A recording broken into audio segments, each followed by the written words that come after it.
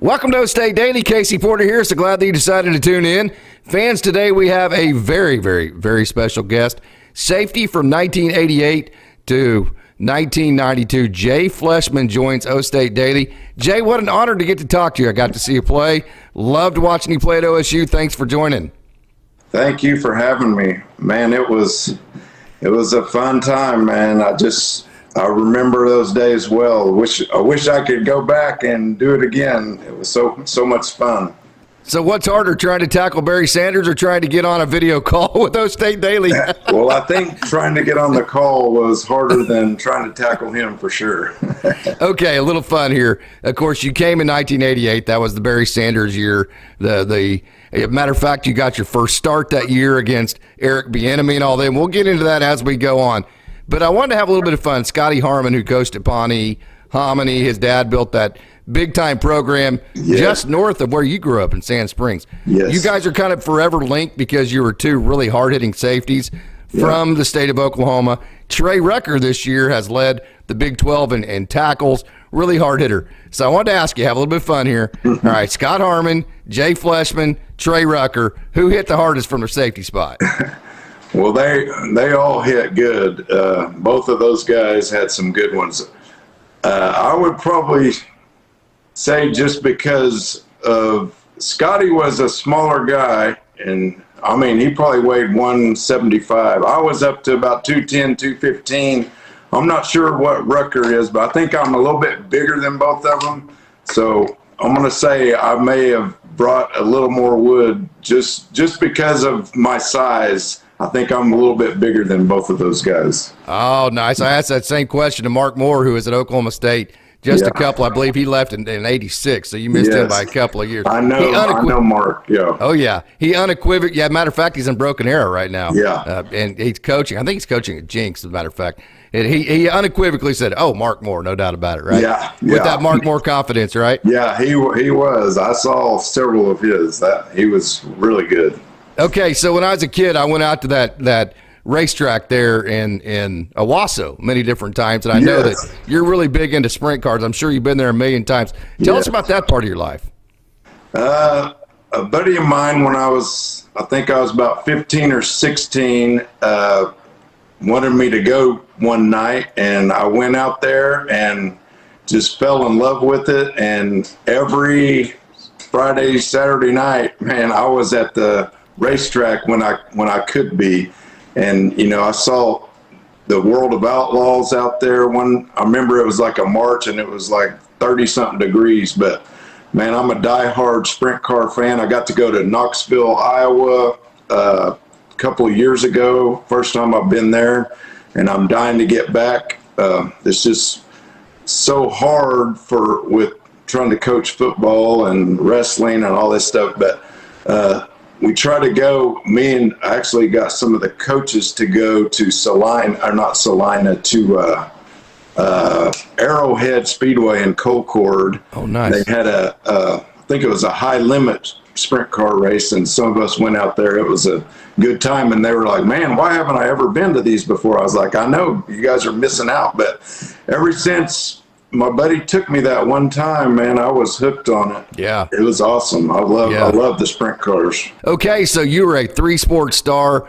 Baseball, you played in the Oklahoma-California series, of which I'm very, very familiar with. Yeah. You were a big-time wrestler on the wrestling mat. And then also I know you got nominated, or not nominated, you actually were chosen on the all-decade team of the 1980s for high school football in Oklahoma. So talk about your career back there at Charles Pate High School, Sand Springs. Yeah, my sophomore year, I decided I wasn't going to play baseball, and so I didn't. But wrestling, when I was 5-6 years old, I started wrestling, so I was always good at wrestling. My brother went to college in New Mexico and was a 2-time All-American. He's a couple years older than me, but always the wrestling was always there. Baseball, I'd played my whole life. I mean, my whole life was sports. And I mean, I tell people that now, if it wasn't for sports, I don't know what I'd be doing. But my whole life revolved around sports. My parents took us everywhere, But the wrestling, I finally cracked through my senior year and won the state championship. But man, I always had, like, Todd Chesbro was in my weight one year, and man, it was him and Robbie Haddon, which they both went to OSU. And then my sophomore year, I had another guy that went to OSU in my weight that my brother had beaten the year before, so he was trying to get a little revenge on me. And man, but wrestling is a great sport, man. It just teaches you a whole lot, man. And I'm just so thankful, you know, that I did that over, because I'm not like I see people all the time saying, man, about something about basketball, this, basketball, that. I was like, oh man, get out of here with that basketball, man. Especially football. If you watch a lot of these coaches, they'll be like, man, if somebody plays football and wrestles, man, he goes, man, I love those wrestling guys. But baseball, another thing I played my whole life. I was fortunate enough to get on the Oklahoma, California team, and we actually went to San Diego. It was in the summer after my senior year, and then we went back to San Diego for football for the Holiday Bowl like a few months later. So I never really got out of the state much, and I got to go to San Diego twice, and within about a 3 or 4 month period. So that was pretty cool. So here you have this guy, state championship wrestler. He's in the Oklahoma-California series in baseball. He's on the all-decade team of the 1980s in football. You're used to being in the middle of the action. Yeah. You come to Oklahoma State, they got all these dudes, Melvin Gilliam and all these guys on the back end. And now all of a sudden, for the first time ever, like for the first 4 or 5 games, you don't get to play. Yeah. I mean, what was that like for you? That had to be hard, right? Yeah. You know, they always mention red shirt or whatever, and I'm like, I didn't want to do it, but yeah. I mean, just being me, and like every sport I played, I was always out there, you know, and yeah, it was hard, but I mean, that was practice wise, it was like the best gig ever, because you basically sit over there and go in about every 10 or 15 plays for about 5 plays and then go out. And so that was easy, but man, I was in for a shock just going to college, just not knowing, you know, anything. And man, it was brutal that first year. Just, man, they're getting you up at 5:30 in the morning or whatever, knocking on your doors, blowing the horns, doing 2-a-days. I remember I was rooming with Stacy Satterwhite. Oh yeah. And man, a bunch of us in a room. We're into probably a couple of weeks, maybe a month or so, and we're just like, oh my God, I can't believe this is crazy, you know, because I mean, they tell you pretty much what to do, when to do it. So, sure. But once that's why I tell a lot of these guys that go off and try to play and they end up quitting. I'm just like, man, if you can make it past that first year is tough. When we had 10 hours of study hall, and I remember going Sundays, that thing was open for about 8 hours, and we'd be over there all day Sunday for about 8 hours, you know, and it was crazy. But if you can just get in, make it, it's tough, but you make it past that first year, it gets a lot easier. And I try to tell these guys that, but some of these guys, they just give it up after, you know, a month or two. They can't handle it, but it gets easier. Stacy Satterwhite, one of the best defensive players in Oklahoma State history. You said you roomed with him. Does he ever take you back to Welch and show you his old stomping grounds? He did not, but we had several conversations about, he thought the Welch could beat my team in an 8-man game, and I was just like, no way, no way, man. Morrison used to have that conversation too, yeah. But he used to say that all the time. I was like, you're crazy. That's absolutely hilarious. So what is it like here's this bright-eyed 18-year-old kid. I know you're full of confidence because you had been nothing but elite in everything you'd done. But then you show up and all of a sudden you're having to cover Hartley Dykes. You're having to try to tackle Barry Sanders in practice. If it's not him, it's Gerald Hudson, who led the nation in rushing in 1989. Yeah. I mean, that had to be a bright-eyed experience, right? Yeah, I'm just out there, you know. I just don't know any better. I mean, I'm just out there playing, and you don't realize at the time really how good these guys are. You know, I had no clue. I mean, I had been to OSU games and watched Barry Sanders and Thurman Thomas. And I remember one quote that they were saying that Barry Switzer had said, has told his team, whatever you do, don't hurt number 34 because we don't want number 21 coming in the game. I don't know if that's true or not, but I've heard that. I thought that was pretty funny.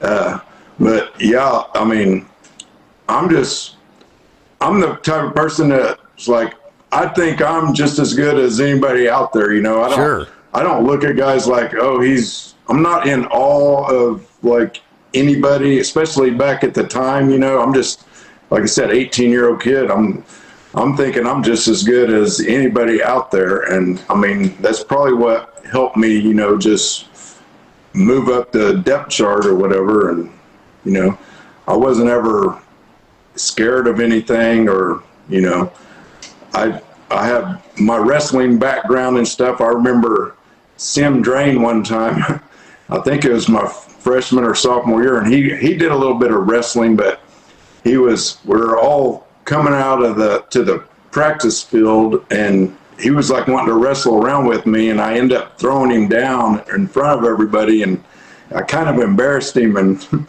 he kind of got PO'd at me on that, but he came back later and kind of got me when I wasn't looking. But that was, you know, I was just one of the guys, and I just have that confidence, I guess, in myself that, I mean, I didn't like look at anybody like they were way up here or anything. I just thought everybody was pretty much the same level as me. So I don't know, but those guys were legit. You know, looking back at it now, you're like, holy cow, that guy was so good. It was crazy. I think between your roommate, Stacy Satterwhite, and the guy you just mentioned, Sim Drain, I got to see him in high school there too. I think there's probably 747,000 tackles registered there at Oklahoma State University. Those two dudes were really good. And it's good that you had the mentality you had, because I believe your first playing time ever at Oklahoma State was against the Colorado team that had Eric Bieniemy. They had Deion Figures. They had who was Darian Hagan was a running back too, or the quarterback, I believe, on that Deion Figures, all that. Yeah. So I mean, that was like your first playing time. So I mean, you had to have confidence entering that scenario. Yeah, I played some special team stuff. But I don't think I played any like the first 3 or 4 games, but I played some special team stuff. And then really when my first start, now I started playing, and I be honest, I can't remember what game it was, but I was rotating in with a guy, Lamar McGriggs, who was a strong safety JUCO guy. He was a big dude. But I was rotating in with him. I played some special team stuff, but about halfway through the year, I couldn't even tell you what game it was, started rotating in with him. And then Holiday Bowl, my true freshman year, right before the game, they came in and coach said, hey, you're starting. And I didn't even have a clue. So then it just took off from there. He ended up transferring or something, and man, I had the next 2 years, 2 years and 2 games. I started every game after that till that 91 knee injury deal, which that was painful. But you know, just getting the opportunity and going with it. You know, that's all I did. I remember the first time I remember them like saying go in, I wasn't really expecting it, was against Iowa State. And I remember that game, it was like 30 degrees and the wind was blowing about 40 miles an hour.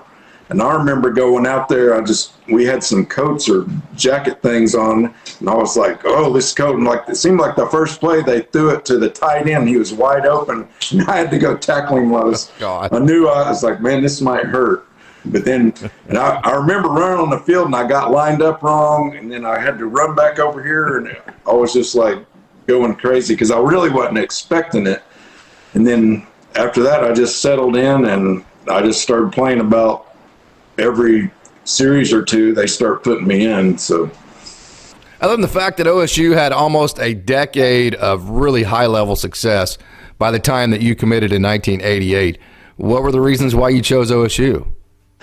Well, to be honest, I was probably about a 1 or 2 star prospect, these days, what they would call it. I was a late bloomer, in high school. I'd only had a offer from Tulsa was my only other offer.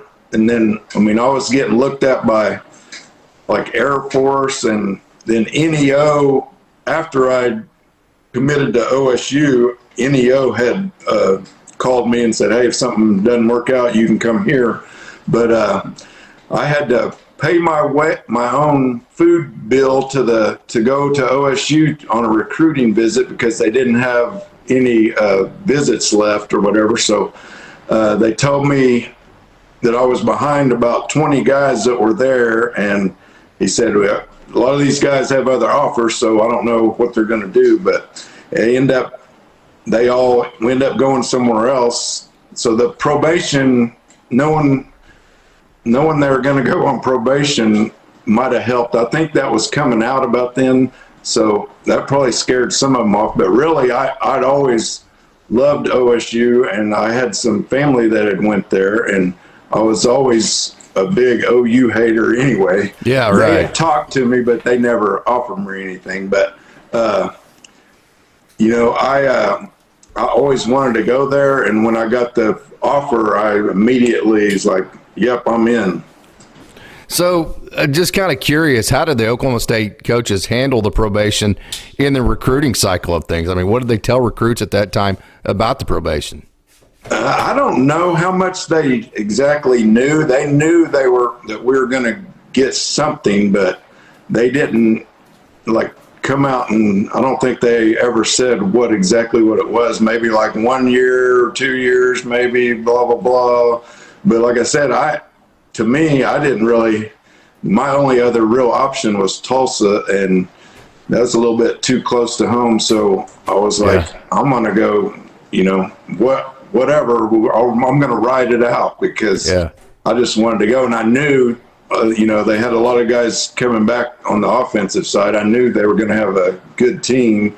So it didn't really matter to me. I was just wanting to go somewhere I had a chance to play, and whoever offered me, and that's what I did.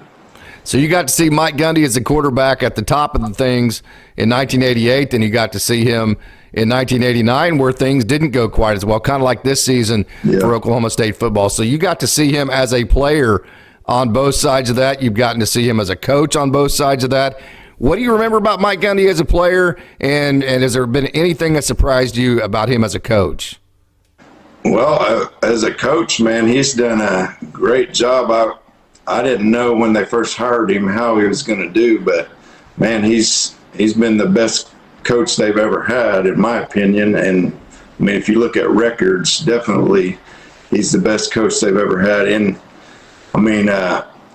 in '88, man, he had a great year, but every year you lose different guys, and it's a whole new team every year. So that next year, the whole offensive line was gone. Barry Sanders was gone. Top receivers, were gone. So it's kind of like a rebuild type of thing. So, he did as good as he could with what we had. Going on the probation hurt us, but he was always a good leader, and I see that right now. They have some ups and downs, but it seems like they always get through it. And I don't know, last year I was really frustrated, and then they somehow pulled a rabbit out of their hat and end up with a great year. So maybe they can do it again, hopefully. They absolutely did. I wanted to ask somebody who actually played with him. He never gets any credit because, we've had the Terry Millers and the Ernest Andersons and then the Thurman Thomas, just back after back after back, right? Yeah. One guy that never gets mentioned is Gerald Hudson. People forget the year after Barry Sanders' Heisman Trophy, whenever he won his Heisman Trophy, Gerald Hudson led the nation in rushing in 1989. Talk about how underrated he is. I'm telling you, man, that guy was like lightning out there. Yeah. I mean, he didn't have, I wouldn't say he had near as good a offensive line as you like to say Barry Sanders and Thurman Thomas had. But man, that guy was electric. He was big time. I mean, he's not too far behind Barry Sanders, in my opinion, just from what I saw on the field and on the practice field. That guy was quick as he could be, strong. Man, he broke a lot of tackles, but yeah, he was a great guy, great running back. You did not get to be a part of the 1991 season in terms of the full season because you hurt your knee. So Let's fast forward to that year. Take us through that process, what that was like for you. You were older at that time. Oklahoma State had fallen on a hard time. So how was that for you? Man, it was rough. It was frustrating.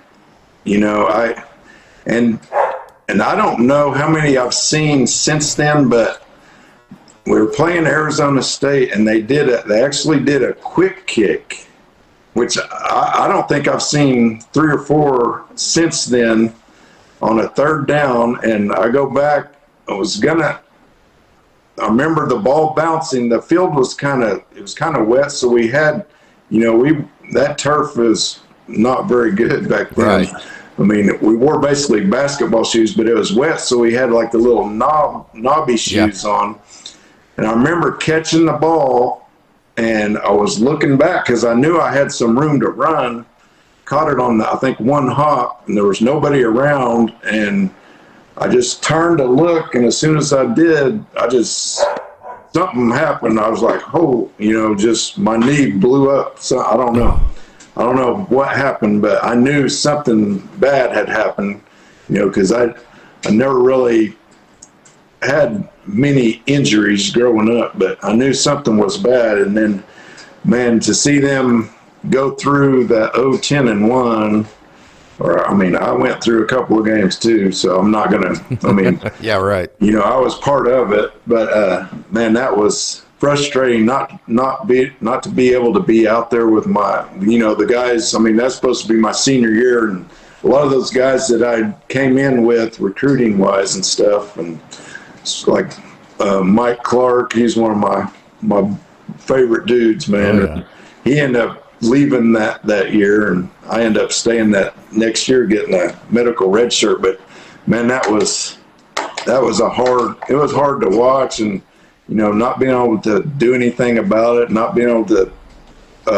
They casted my knee up for like I think it's 6 or 8 weeks, man. The doctor got mad because I had my the trainers cut it off a little bit early, and they don't even do that now. They rehab you right away, and they're back in 6-7 months. Sometimes. Right. But mine was a lot longer. I wasn't quite back full that next year, but I wish they'd had that technology they had back then now, because I would have been back full speed a lot quicker. But man, that was just a hard season to sit through and watch, even from the sidelines. Golly, I'd like to say if I'd have been out there, we may have won a couple of games, but I don't know. Yeah. If memory serves me correct, that Arizona State game seemed like it was really close for the longest time. And then they scored a whole bunch of points there late after you got hurt. It seemed like it was like 7-3 or something like that for the longest time of that game. I think it was like the play after I got hurt. They took a deep shot and scored or something. Yeah. But they end up calling it a fumble, but if we had the replay, it wasn't a fumble because I went down and my knee was on the ground, and I just let go of the ball because I thought someone was going to dive on me or something. And it just hurt so bad for, the first 15, 20 seconds. But they called it a fumble, so they got the ball, and then they scored the next play. But my knee was definitely down. I want to say that. All right, very good. Okay, so let's fast forward to what you're doing now. After your football career, you stayed in football. I believe you coached a while at Kellyville. Yeah. You're back at your alma mater now, Charles Page High School in Sand Springs. So fill in the dots.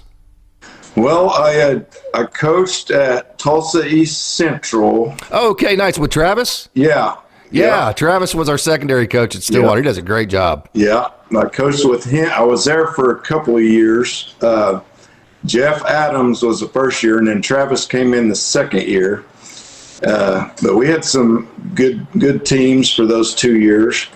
I moved on to Kellyville, and I was the head wrestling coach, and I was a lot of different jobs, defensive coordinators, part of the smaller schools, yeah, I was you're coaching both sides, I'm coaching bus driver, defense. Yeah, bus driver. You mow the lawn, you do all of it. Yeah. We had to paint the field every Thursday. Had to put out we had to mark it, for practice and for the games. Man, if you've never done that kind of stuff, man, that's some work, especially it's 100 degrees and back then we're pouring diesel, making the lines out of diesel and painting the field. Yeah. Can't say that anymore. But I was even head coach there 1 year, and then defensive coordinator, I don't know, 3 or 4 years or whatever. We had Ron Marvel was the head coach for a few years. That guy was good at scheming up people, man.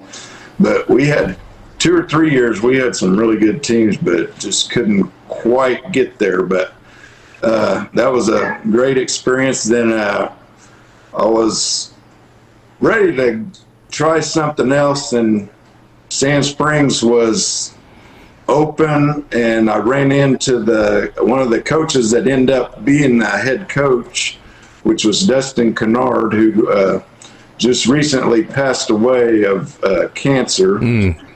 But I ran into him at a Quick Trip, and he's like, man, I think I'm getting this head coaching job. I was like, well, I'm looking for a job. So he hired me, brought me back to Sand Springs. Nice. I was already living here anyway, and I was there with him for several years. We had that state championship team back in, I think it was 2016, 2015. Went all the way to the state championship and ended up getting beat by Bixby, but both my sons were on that team, so that was fun, getting to coach your kids. Oh, nice. Yeah. One of them was a wide receiver. The other one was a sophomore, but he ended up getting to play in the state championship game because of some injury stuff. But that was a fun season, man. Bixby got us, but we'd beat them in the regular season too, and that's the old Jinx Union thing. Whoever wins the regular season game loses the finals, right? Yeah. Well, they jumped out on us, I think, by 21. Then we came back and took the lead, actually, in the fourth quarter. And then they scored once and then did like an onside kick or something. And something you would never expect with like the last 2 or 3 minutes after they just took the lead and got it and ended up running out the clock on us. But we're looking to get back here really soon. We got a really good team this year, and we're hoping we have a shot this year to maybe do something. So back at Sand Springs, so we'll see. We got some good young players. So, you have any one favorite memory or set of memories from your career at Oklahoma State? Something that probably playing in Florida, at the Swamp. I remember, man, that was the only game that I ever cramped up in. It was like so hot there. I think Rob Glass was there at the time as their strength coach. But I remember that game going to Ohio Seemed like Kerwin State. Bell was their quarterback. Yeah. And I think Spurrier was the head coach. I think that might have been like one of his first year or something. I don't know if I remember right. And just all the places that I got to travel, and it was just amazing. I'd never really been on a plane hardly at all, and heck, we got to go to Tokyo, Japan that freshman year and played Texas Tech. That was a great experience. Just flying, we flew I think it was like 8 hours to Alaska or something, then another 6 to Tokyo. That was, It was a crazy trip. End up playing in Michigan, just all the places I got to play that are pristine freaking places, and people, people just in awe of these places, these great facilities. But just being able to go to all these different stadiums and play, that was a cool deal for me. Just to say I played there, or this place, that place, whatever. Playing, we played in the Holiday Bowl. The Chargers was at Jack Murphy Stadium. Getting to play there. Man, that weather was nice. December, I think it was about 65, 70 degrees. That was nice. Yeah, just all the places I got to go and all the traveling I got to do through football is really the thing I remember the most about that. Absolutely awesome. Hey, I was in high school when you played at OSU. You were one of my dudes, man. I loved watching you play. You were just so good back there on the back end. So, Jay Fleischman, this has been such a wonderful honor to actually get to sit down and talk to you. So thank you so much for joining OState Daily. Thank you, man. I really appreciate it. I'm glad we got this worked out because, man, that was a pain trying to get this figured out. But thank you, man. I appreciate it. And go Sam Dykes and go Pokes.